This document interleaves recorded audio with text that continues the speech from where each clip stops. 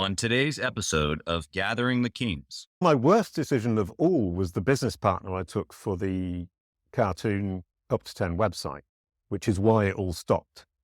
Yeah. And what I didn't realize is that I was working for children and trying to build something that meant something to children for the future. And I wanted to share it with the world. And it was all terribly lovely and very hippie. And he was a pure businessman. That's not a good mix. And so I learned from that huge mistake that I cannot be a business partner with somebody who's looking at purely a business. As you said, money's good, but it isn't the most important thing. For me, the most important thing with Kalicube, as with Up to 10 Boo and Koala, the cartoon characters, is helping, teaching, coaching, supporting the people that we're working with. You are listening to Gathering the Kings with Chaz Wolfe, featuring fellow 7, 8, and even 9-figure business owners who have real battle scars from business and life, but have prevailed as the king that they are designed to be. We welcome high-performing entrepreneurs to the stage in order to reveal the real of the real on what it takes to build a successful business today. We dissect the good and bad decisions they've made along the way that give a true and accurate picture of the journey of success and how you too can get there. Through this dialogue, you will learn the value of growing your network and surrounding yourself with power players and kings like today's guest. Grab your pen and notebook because we're about to dive in.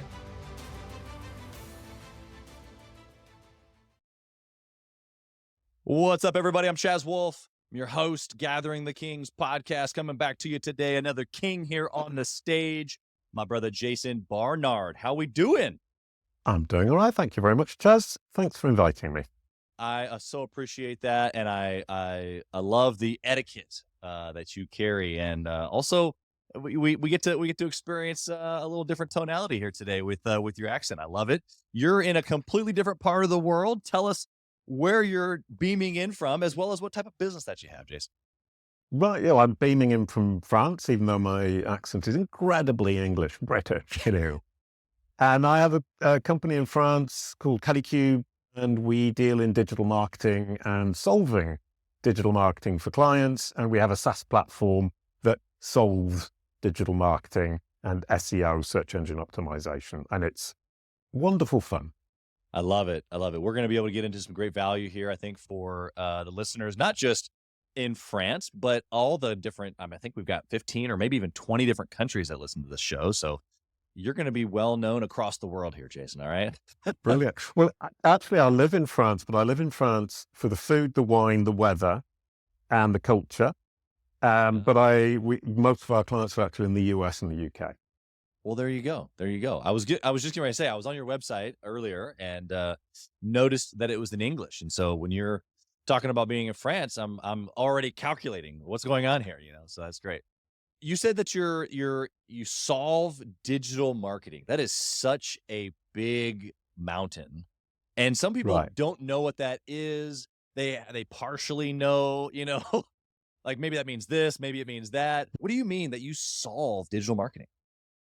Right. Well, obviously digital marketing is marketing on the digital space on the internet. And I think marketing and the internet are now so intertwined that there's no real getting away from it.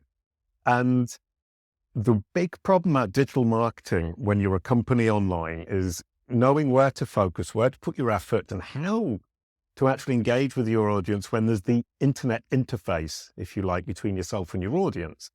Yeah. And what we have managed to do is solve the problem of understanding where you need to place your efforts and the efforts you need to make and where you need to stand to be standing where your audience is looking so that you can then show them you have the solution and tell them how to come down your acquisition funnel to your business and become clients. So solving digital marketing, it's a huge climb.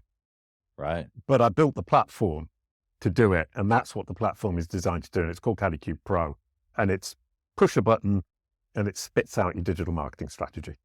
I love it. I love it. What would you say? We're going to get into a little bit more of your story here in a second, but since we're on this topic of your business and digital marketing, why is digital marketing, or knowing the platform or the mountain to stand on or the social media angle to take, the strategy behind it all, why is that so important in today's world as a business owner who's listening today? Right. Well, we all talk about touch points and how many touch points do we need? And there's a huge debate. Is it 7? Is it 9? Is it 21? Is it 1,000? And it obviously depends on the industry. It depends on the person. It depends on the company. But one thing is clear is we see so many messages today that the number of touch points is getting bigger. And when you say stand on the right mountain, you can also stand on multiple correct hills. So as the person looks around their environment, they keep seeing you.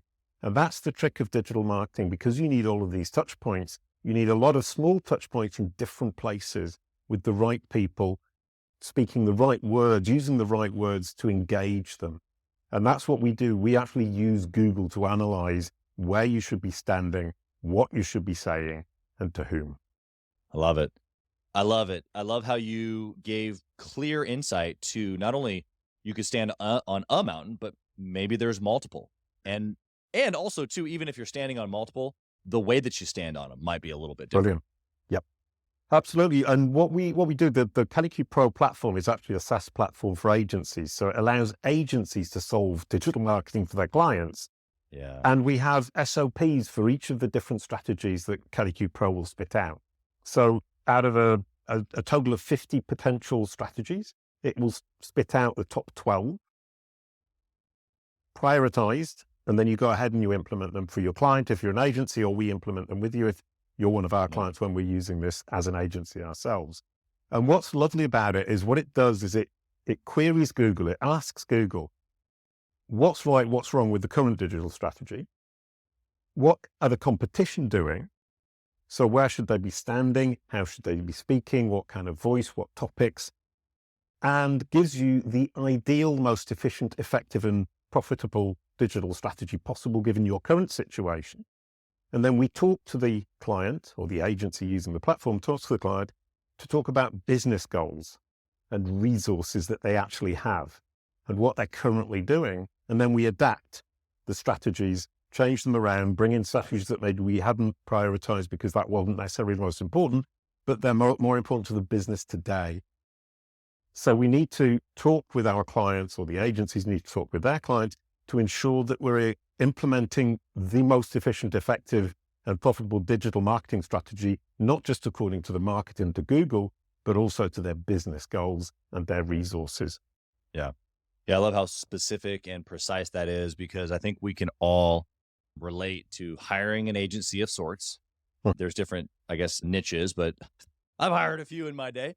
And they slap a traditional or a basic or generic strategy on it. Yes. And it's like, wait a second, this doesn't make sense. I don't understand.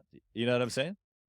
No, exactly. And that's a really good point that I hadn't emphasized enough and I hadn't really thought about enough. But yes, agencies tend to come in and say, well, this is how we do what you do. 1, 2, 3, 4, 5, 6. We'll start with your website, then we'll move on to Twitter, Facebook, whatever it is.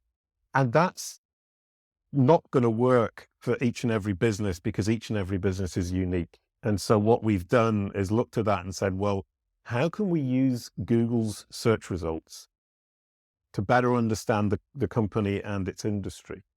Yeah. And who other than Google knows more about your company online and your industry online, what's happening and where you need to stand? Google knows more than anybody. No need to waste money on a hugely expensive market research strategy or agency. Ask Google. We just ask Google, and then we have an algorithm that spits out the strategy. Yeah, love it. Well, let's talk about your story a little bit here. You obviously aren't new to entrepreneurship, but tell us a little bit of your journey, how you got to being in digital marketing here today. Right. Well, yeah, thanks. I've been in digital marketing for 25 years. So I've pretty much done it all. And that's why we have 50 strategies, because I've implemented 50 strategies. So I started in 1998 with a Bluedog and a yellow koala. And that's a cartoon. It was a cartoon for children. And my ex-wife and I were cartoon characters on a website for kids. And we were competing with Disney, PBS, the BBC, with 1 billion page views in 2007. Wow. So we managed to do a marketing strategy for those cartoon characters that in 7 years built up to become 5 million visits a month from children under the age of 10, 1 billion page views. And it was a huge, huge success. Wow. Yeah, that is, I mean, to say that you've implemented something that's worked. Yeah. And when we talk about, when we were talking about 7, 8, 9-figure businesses, I was thinking, well, Kalicube isn't a 7-figure business, but that business was. You can imagine with numbers like that, Oh yeah, we were making very, very, very good money. And we were changing the lives of children who today, even today, 15 years later after we stopped, who still come to me and say, oh, I grew up with that. That was my childhood. And I even had an agency who gave on a call to use the Kalicube Pro platform, and they got out a fluffy yellow koala to show me the koala that they had made for their children 10 years ago. Yeah. Yeah, that's pretty special. I think, well, first off, I love your vulnerability about, current business versus last business and kind of where all that's at. But the story of an entrepreneur doesn't lie with only our current, revenue. I mean, revenue is a vanity thing anyway, but I love how you can look back and go, I have a history of success. I'm in this lane. I know this lane. I'm providing value in the lane that I've already done so well myself in. If you keep doing that, it's just only a matter of time. In my opinion, in my experience, it's a matter of time for the current business to catch up to your experience.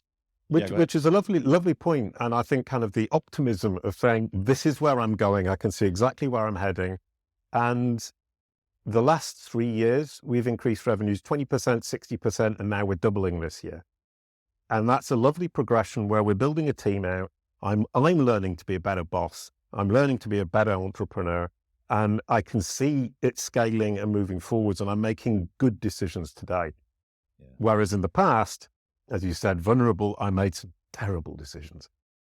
Well, we're going to get to both good and bad decisions. So hold on to that vulnerability tab, because we're going to pull that one back up here in a second. But the playbook that you're running, it sounds like you're taking some pieces that you've done in the past, successful wise. You've replaced them with maybe other new decisions or new plays in the playbook. Regardless, though, I think what I'm taking away from you so far, I want to just point this out to the listener, because this is my history as well. Having multiple businesses in different industries, is that although there are nuances to industry, generally it's the same. It's a playbook that we run, 0 to 7 figures, 0 to 8 figures, whatever the goal is.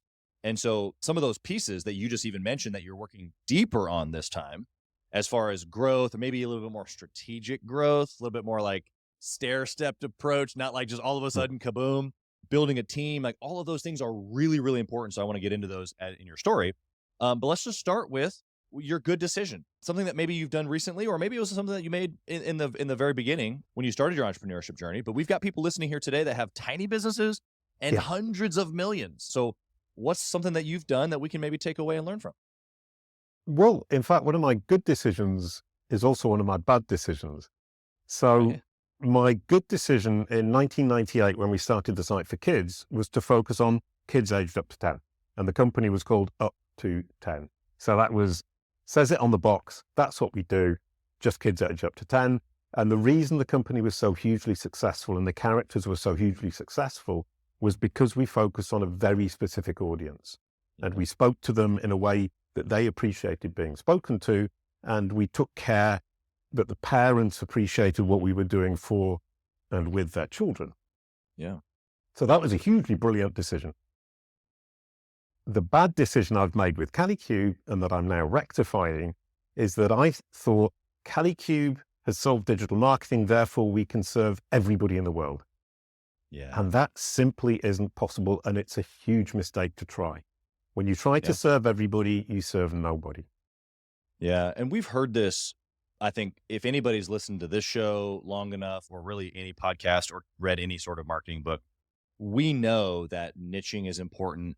But in the moment, like what you're saying, even for someone like you, and I've done the same thing myself, which is, I know this to be true, but I still think I can help other people. And so how do you decide, or how have you decided, or how does the listener go about going, okay, I know I can help all 10 of these avatars, but really I should pick this one, but that's scary. That's nerve-wracking. Am I going to cut the other ones off? Like there's all these thoughts that happen, Yep. right? So tell us your mindset here.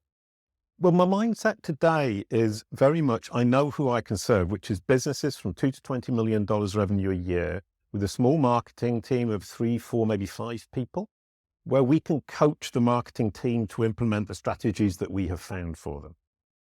And up until maybe a year ago, I was thinking, well, we can do the big businesses, and we can do the small businesses, and we can help everybody. But the bigger businesses, the paperwork is too complicated and the implementation is too slow. So the effects we have are not seen or measurable in a way that impresses the next level up and the next level up and the next level up. So there's no point. And with a $2 to $20 million a year business, we can work. But if they've got a marketing team of 10 or 15 people, that's too many. There's too many people in the mix, and we can't actually focus on what we're doing. And if the company has none, or even just one, there's too much work. Yeah. So what I've started to now do is, as we talk through the potential projects as an agency, is I ask them those questions about how many people on your marketing team. And the sweet spot is 2 to 5, 2 really enthusiastic people or 5 normal people, let's say. And then for agencies, what we've realized is a PR agency can use the platform, but they actually want to have us do the work for them. Right. Because PR agencies are very much traditional media and we're very much digital media. Yeah. Yeah. So put those to one side straight away. An SEO agency is focused on really, really detailed SEO, geeky things. Unless they have some digital marketing aspect, it's not a good fit either. And online reputation management agencies, if they're looking for the quick, cheap, simple solution, this isn't the one for them because we're building brand to solve the ORM problem.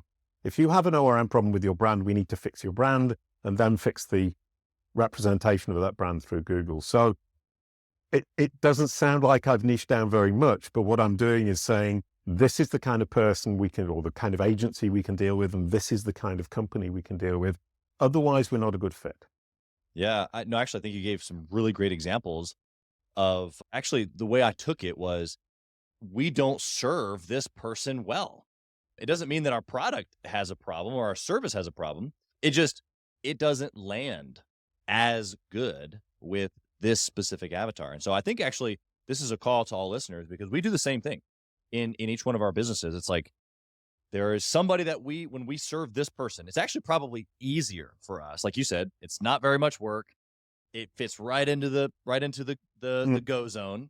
And they get the best experience possible and best results. But you take that same service, the same everything, and you apply it to a bigger or smaller business in your case, or a different type of agency. The examples that you've given, this could be, on a home service side. Like, I have a company that does high-end remodels. We're not going to come in and do a bathroom for $5,000. That we just don't have the capability to do that. We're going to be really frustrated working with that individual. They're going to be frustrated with us. Probably not even going to work with somebody on a bathroom less than $25,000, to be honest, because it's just the end product is a higher scaled situation. And so, and our curated experience is going to be more appreciated by the person that wants to pay for it also. Right. No, 100%. Yeah. And the point about budget as well is being very open and frank about the budget and saying, you're going to be investing $24,000 to $48,000 a year with us as an agency, and we will train your staff.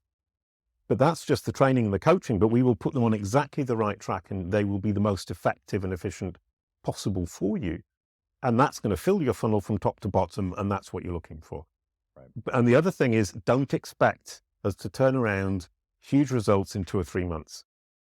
This is a year-long project, and it's going to grow over that year. And as you've seen with Kalicube, we've grown 20% one year, 60 the next, 100 the next.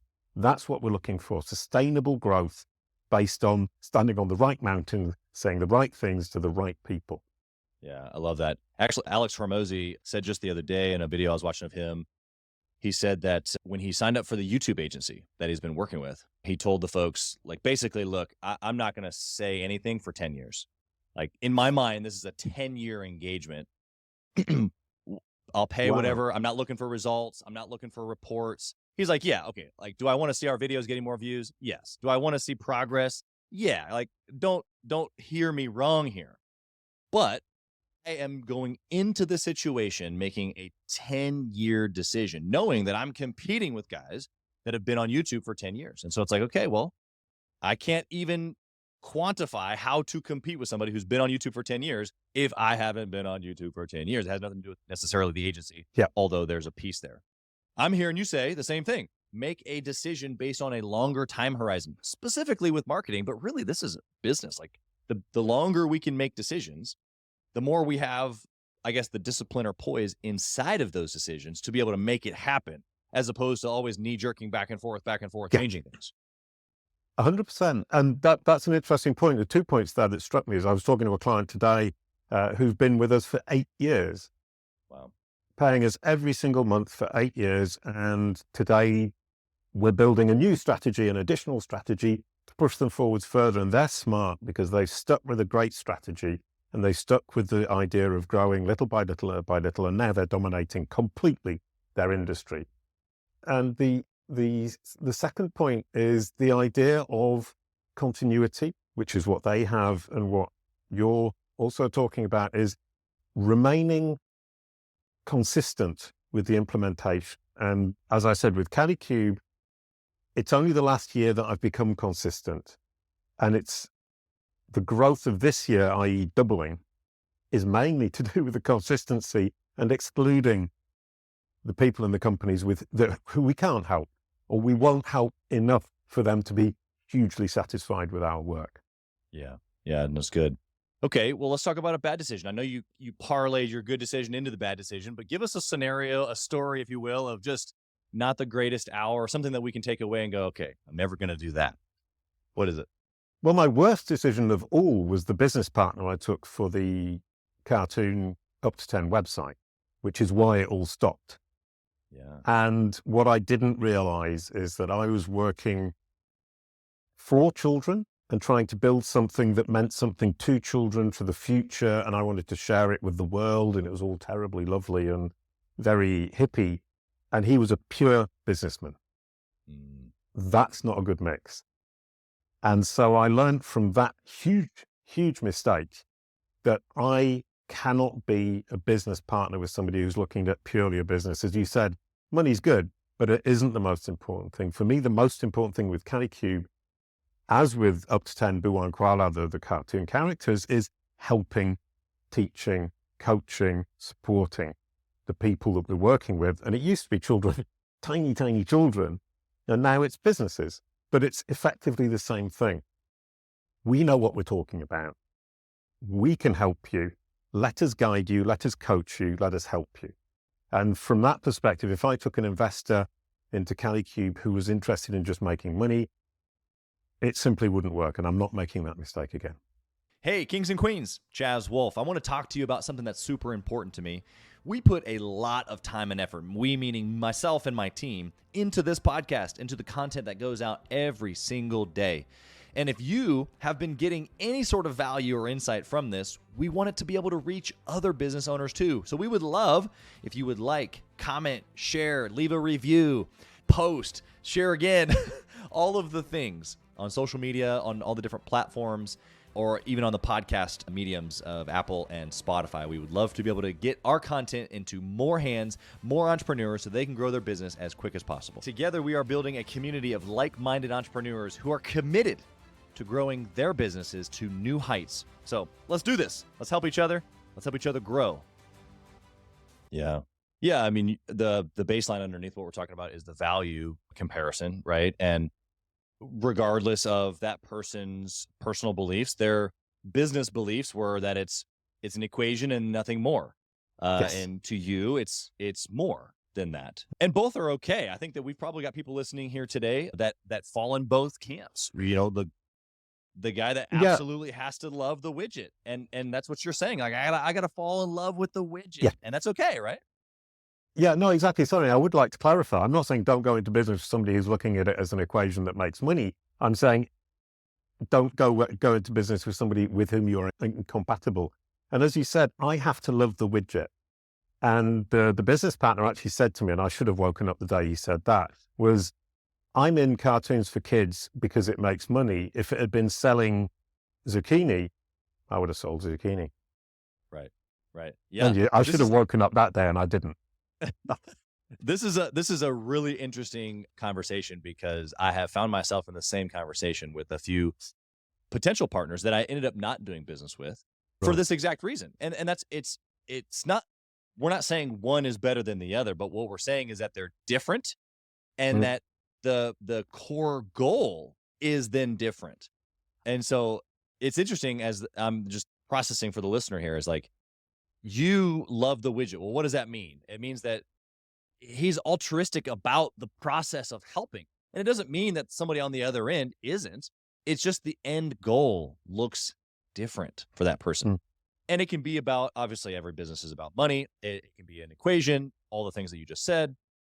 But values have to align is what we're really saying. Yeah. Right? 100%.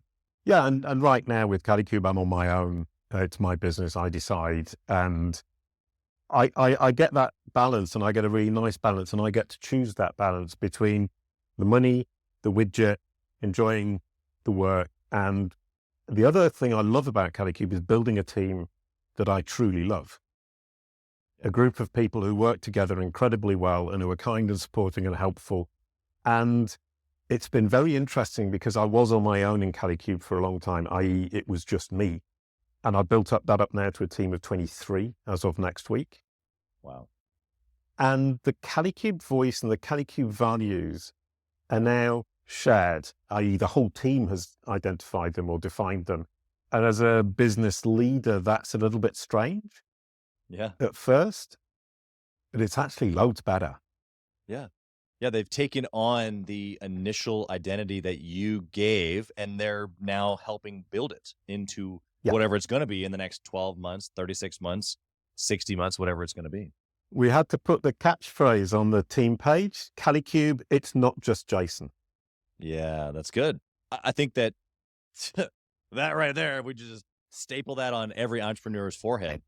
So that way they see it every day in the mirror, because that shift, you kind of came to it naturally of like a slow progression of this is how I'm building the business, which is fantastic. There's a lot of entrepreneurs, many listening right now, that haven't quite made that click in their mind of it's not about me. It's never even about you. Even if you're the only guy, it's about the client first off. Right. Yes. And so it's just never about the owner, although the owner gives the fuel, the vision. Like there's a lot of sticky that comes from that. So you can't get those things twisted.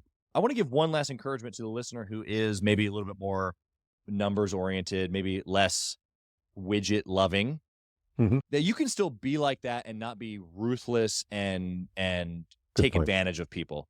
Because I find myself more in that camp, particularly where I have literally multiple businesses in different industries. We sell fruit baskets. I have different types of real estate companies. We're remodeling. I have, a podcast. Gathering the Kings is a mastermind group for different styles and types of businesses.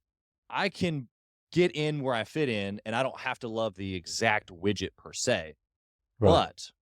But I'm going to do whatever I'm doing with passion and winning, not necessarily trying to take advantage of somebody just because I care about the dollar. So there's a huge distinction here that I think both you and I actually align on that I wanted to encourage the listener. Would you say anything in addition to that?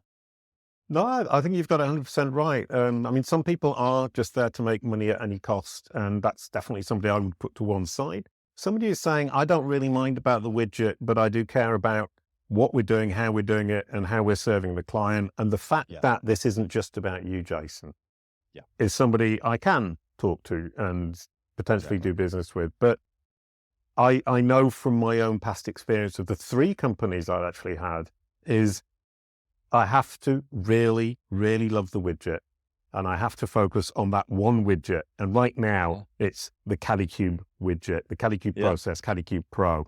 Before it was the Bluedog and Yellow Koala widget. And before that, it was a music group. and I was the bass player in a band with a record company, and that was my widget. But widget's a great word, so I'm the widget guy now. Well, and I love that. I'm thinking of one particular instance where a friend of mine and I had traveled to go check out a franchise opportunity, actually. But the trade itself, we came back from that trip, and he was like, because he was gonna be the hands, like in the actual job site every day. And although it was something that he could do, I could have done it. It was pretty basic, but he was like, I just don't see myself doing that every day. Where my thought was, I thought we were building a business, not necessarily doing this particular trade, Again, different mindsets, different entrepreneurs, but you just got to know. So like, if you're like Jason, love the widget, and that's okay. Love the widget. And if you're more like me, then that's okay. What I love, the widget, is business. And that maybe not be particular to marketing or a podcast or whatever, but I just love growth. And so we can be addicted or obsessed with the different things. So I think we've given them a good piece here. Go ahead. Yeah, no, I can add something to that as well. I've actually got a degree in economics and statistical analysis. So the business perspective was actually right back when I was quite young. And the way I'm growing Kalicube from a business perspective is to treat it, as you said, like a widget. It's a game. Yeah. And it's a money and growth and team game and visibility game. And I've got a formula in my mind that I won't share that isn't actually particularly written down anywhere. It's proprietary. But it's saying, what's my game? What's my aim? And how do I get there? So I'm treating the business, I'm gamifying what I'm actually doing in terms of the results. Love that. Love that. When you wake up every day, whether it's Jason or whether it's Chaz or whether it's John listening, whatever, when you wake up every day and you play the game again, you get to play the game again. I just think that that's a whole nother level of understanding and really just freedom. Would you, I don't know, would you put any other adjectives with that? I mean, it just feels free. You get to play. Yeah, no, it does feel free. And what I realize as well is I've never had a real job. I've always had my own company. And from that perspective, I don't know what it's like to work for a boss. Yeah. I had one experience working with a business partner, and that was, I think, part of the problem, having just blamed him for everything. Part of the problem is I'm just not cut out to do that.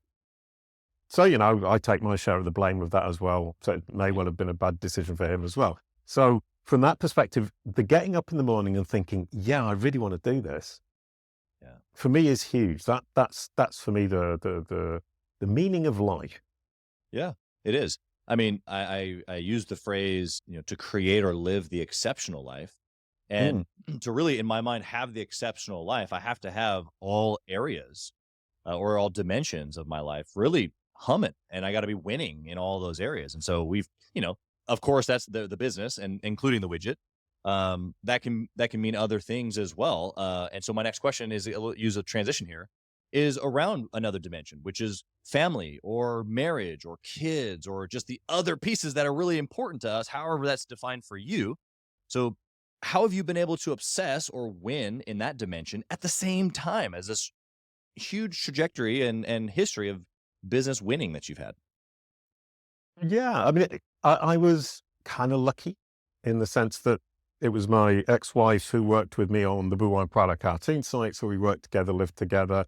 We had a daughter. We moved to Mauritius in the Indian Ocean. So it's a tropical island. Wow. Bringing a child up 13 years on a tropical island is wonderful for the child, easy as a parent because it's sunny every day and everybody's happy every day. So that was a really lovely transitional period when things could have been difficult if we'd been living in Paris, in France, for example. Yeah. And then we came back to France, and when my daughter was old enough to go to university, at which point she flies with her own wings and I get to do Kalicube. And so it's really worked out really well, is that when we were working on the cartoons, it was in a family atmosphere, family environment. That made sense to the business at the time. And now the family has separated and gone their separate different ways. I'm working on this geeky thing, which is how to master Google, how to master digital marketing. And I can get up every morning and I can spend my whole day mastering digital marketing. And then because I live in the south of France where we eat great food, drink great wine, at the end of the day, right after this interview, I will go and have an aperitif on the Café Terrasse. There you go. I love it. I love the snippet that I want to pull out there is a lot of what many other entrepreneurs have said here on the show, or just people that I run with. And it's, I got to do business and life, children, all of it becomes one. And it's not like a balance between the two. It's like, no, how do I bring these all things together and how do I work them? Because I think that's just how, as entrepreneurs, we're just so uniquely different than anybody else, is that I can be like your example. I can be at home with my wife and my child working on the business and we're doing it all together. Or maybe we switch, like in this moment, now we're doing something different, but it's not related to business. Loved the tropical island example. So side note to the listener, just move to a tropical island apparently, and all your worries go away. Sounds like a song, right? Yeah, it does. And I could probably write it later on with the bass behind me. That's awesome. Mauritius, we moved in the year 2000. That was more or less the end of the first big internet bubble. And everybody was saying, you can run an internet site from anywhere in the world. And we basically spun the globe and said, let's try it on this tropical island. It was a rude awakening because it isn't as easy as it seems to run a website from anywhere in the world, especially a website that big. Right. When you're competing with Disney and the BBC and you're sitting on a tropical island on the beach with your computer, which was lovely. But from the perspective of once you've figured out how to adapt yourself and your business to the circumstances you find yourself in, life becomes really easy. And that's, I think, the key to entrepreneurship, is realize that there are some things you can change, some things you can't. That's right. You need to adapt to the ones that you can't, and you need to change the ones that you can change, or work as hard as you can to change them. And so if you have a 98K modem connection on a tropical island, you have to figure out how to live with that and work with that and make things work with that. Yeah. Yeah, that's good. There are many things that we can't control, and worrying about them does us no good, is what I'm hearing you say. So just tip back and have another, whatever French word you said there, and another glass of wine, and all will be well. No, 100%. Jason, I got one last question here for you. I want to know, especially with your long history here, curious of your answer, but if you had the opportunity to whisper in the younger Jason's ear, Ooh. what would you tell him? I would tell him, do exactly what you ended up doing, which is building a business around widgets you love. Yeah. Make sure that you're focusing on one specific widget and not spreading your widgets or focusing on too many widgets, which would have saved me from a few heartaches. And make sure you work with people who enjoy the same widget that you do, or can contribute to your widget in a way that isn't going to get in the way of your widgeting. I couldn't have widgetively put that together better than you did. Did I use that word properly? Yeah, but you started it, not me. Well, Jason, that's really powerful. And so as we're laughing about it and making light of it, it actually is a really great point, because what you said is be okay with who I am. Mm-hmm. Line up with other people who share the same values, and go for it, is what I heard. Yep. That's it. Exactly. I love it. Jason, how can we find you, number one, if we need your help solving digital media for our business or digital marketing? How can we find you? Or if we're just an entrepreneur, we want to reach out to you, we want to connect, we want to, drum up a networking opportunity, how can we do that with you? Right. Well, I love to say that Google is your new business card. So if you search my name, JASONBARNARD, you get to see my business card that I've designed incredibly carefully, because I control what Google shows about me, and I can help anybody do that. Really isn't very complicated once you figured it out. But the idea is that you get all of the information about the Bluedog, the Yellow Koala, the music group, my website, my social media accounts, the articles I've written about digital marketing, my company, and you get to choose how you engage with me. And the perfect Google digital business card is exactly that. You, the audience, searching my name, understand who I am, what I do, how I can serve you, and you get to choose how you engage with me. I love that. What a great, masterful segue to how you are such an expert at what you do. I love that. So I just want to encourage the listener. We're going to put all that in the show notes as well. But of course, look up Jason, experience the Google digital card that he's talking about, and engage how that makes sense for you. But Jason, you've been incredible. You're building something sustainable, like you said earlier, something that has an incredible team behind it. I'm excited for you and all that you have in front of you. Blessings to you, your team, your business, all that you have. Thank you for being here. Thank you, Chaz. That was absolutely delightful. It was a lovely conversation. I think I learned quite a lot as well. Thank you for listening to Gathering the Kings today. I hope that you were able to pull out a few nuggets to go apply into your business right away. More importantly, though, I hope that you're realizing that it takes more to be successful than just being by yourself, doing it all on your own, carrying the weight all by yourself. What I have realized, not only in my own journey from multiple businesses and multiple different industries, and now interviewing over 200 or 300 other very successful 7, 8, and 9-figure business owners, is that it's tough to do it alone. And so Gathering the Kings exists to bring together successful entrepreneurs. In fact, we are putting together 1,000 kings, specifically who are grateful but not done. We're intentionally assembling kings who fight tooth and nail for their business, family, and communities. And here's what we believe, that in the pursuit of excellence in those areas, that it ignites within us the responsibility to govern power and forge a lasting legacy. So if that relates and resonates with you, and you know that you need people around you, sharp, qualified, other very successful business owners, I want you to go to gatheringthekings.com. I want you to take a look at what we're doing and see if it makes sense for you to be part of our pursuit to 1,000 kings. Talk soon.